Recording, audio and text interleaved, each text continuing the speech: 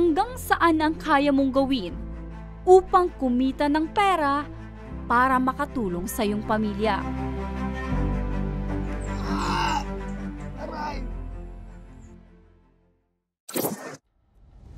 Tila huminto ang pag-ikot ng mundo nang magkaroon ng pandemya. Madami ang pinagbawal,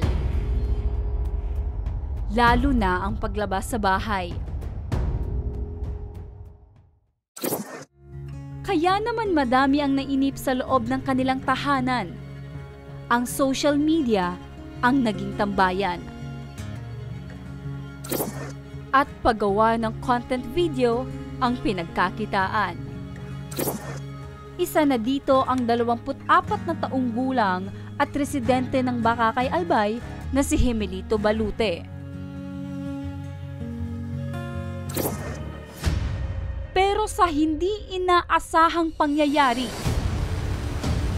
ang sana'y nakakaaliw na video biglang naging bangungot para sa kanya.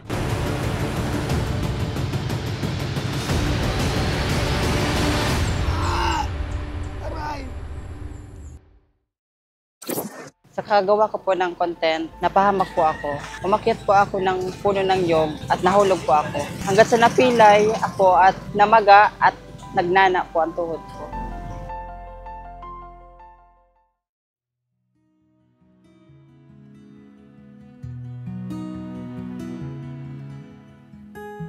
Breadwinner ng pamilya si Jimmy, kaya puspusa ng kanyang paggawa ng content sa social media.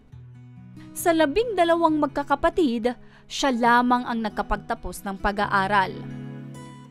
Ito si JR talaga. Sinagaan niya siya, makapagtapos man lamang siya ng college. Sa awa ng mahal na Diyos, nakagraduate man talaga siya sa college, nakapagpatapos. Iyon tiga-asahan ko na makatulong lamang sa amin. Pero sa kabila ng pangarap para sa anak, lungkot ang bumalot sa ina dahil sa sinapit ni Jimmy. Hindi ko matanggap kung saan-saan yan isisimba na maalisan na yung sakit niya dito sa tuhod kasi ayaw ko talagang putulin yung paan nila.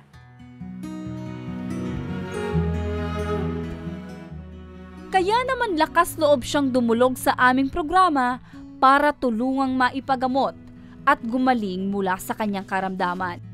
Palagi pong sumasakit ang tuhod ko dahil po namamaga po ito at ngayon po parang pong may nana po sa loob. 2 beses na po ako nagpa-check up po sa doktor pero yun nga po, ang nire-reseta lang po sa akin is yung gamot po na pang reliever lang. Dahil sa sitwasyon mo at iniindang sakit dyan sa tuhod mo, nakakapaghanap buhay ka pa ba? Part-time lang po, hindi naman po full-time job. May mga sitwasyon ba o mga araw na hindi ka nakakapasok dahil sa pagkirot ng nararamdaman mo dyan sa tuhod mo? Yes po sir, especially po kapag sobrang lamig, tsaka nakakakain po ako ng mga pagkain na bawal. Ano raw yung pinakakailangan mo ngayon, JR? Kailangan ko daw pong ipatingin to sa orthopedic para po malaman yung talagang tunay or eksaktong sakit ko po na may patingin po sa doktor. And then, mapa-laboratory, kung ano man po yung sasabihin ng doktor is yun po yung gagawin. Isang breadwinner din po sa pamilya, kaya umaasa po talaga ako na gusto ko pong maibalik po yun sa normal yung kalagayan ko kasi marami po umaasa sa akin. Dalhin po lang po yung pasyente dito sa atin sa DRSMC para mabigyan natin ng tamang tulong kung anong dapat gawin, magita ng doktor kung anong dapat talagang gawin sa kanya. Ma-x-ray kung dapat x-ray or MRI kung ano bang dapat gawin sa kanya. Sagot po na ako Bicol Party List yung lahat ng babayaran.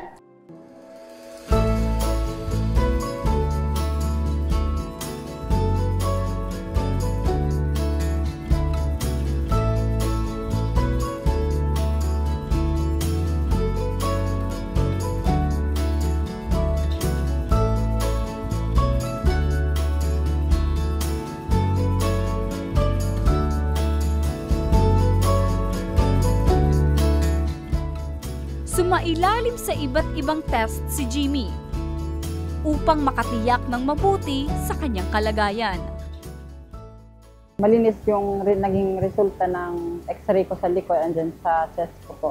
So wala naman daw ang diferensya both doon sa x-ray. Binigyan na ako ng gamot na sabi ay yun daw yung inumin ko para daw gumaling at maghilom po yung sugat. Mahihilom. Ito ang salitang pinanghawakan at ikinatuwa ng pamilya dahil may posibilidad na muling maging normal ang paglalakad ni Jimmy.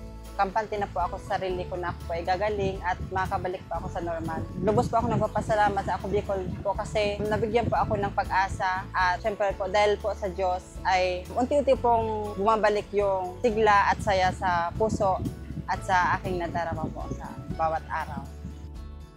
Malaking tulong po ng Ako Bicol Party List sa akin dahil sila po yung nag-asikaso sa akin mula po pagsundo hanggang sa paghatid po sa bahay namin. Hindi po nila ako pinabayaan dahil bawat minuto, oras, nandyan po sila palagi para gabayan po ako. Mula umpisa hanggang ngayon po ay hindi po nilang pinabayaan sa pagbilin po ng gamot, nandyan po sila. Maraming salamat po sa Ako Bicol Party List at sa Ako Bicol Tabang Ora mismo. Nawalan man ng kumpiyansa sa sarili si Jimmy dahil sa nangyaring trahedya sa kanyang buhay. Hindi naman siya nawawalan ng pag-asa na muli siyang makakalakad ng normal at makakapagbigay ng tuwa muli sa kanyang pamilya at mga nanonood sa kanya.